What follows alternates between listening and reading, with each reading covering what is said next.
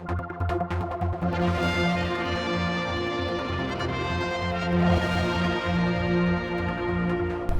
here we are down on Laxey promenade. This whole area has been sealed off now for quite a few days as a landfall behind us has continued. Of course, this is where they knocked down the old cafe and got planning permission to put in some houses. That was back in the beginning of 2022. There was a fair amount of concern at the time, actually, of what might possibly happen about the state and the safety of this whole cliff face. Of course, over the last few days, there has been movement, and we've come back today because this morning we heard that there'd been quite a lot more movement overnight.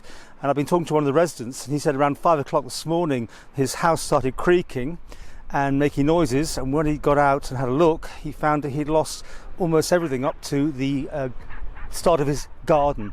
And just a few minutes ago, while we were filming, another minor amount of rubble started to come down. A tree moved, and it sounded like an express train going through it, and that was just a very small section that came down. But clearly, with the rain that's been coming down for the last few days, the whole area seems to be quite unstable, and more could yet happen. We're now talking about right up to their gardens. The fencing is almost between them and dropping off the cliff face.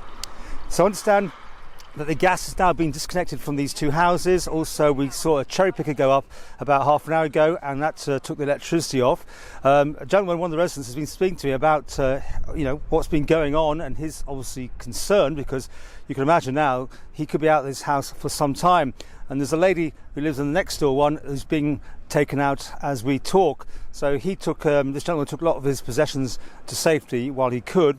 But yes, they've now been evacuated from the area, and it could be some time before they can get back in, because until they can stabilise this area, it's going to be off limits for a long time. And the Coast Guard have been down, they've been helping out, they've been extending the area here that's been cordoned off for people to keep back for safety. And as I speak to you, it's still raining, so the potential for even more landslides to come over the next hour, maybe days. Obviously, the idea was to build 4 houses on this area. I understand initially that was the planning that was being put in 2022.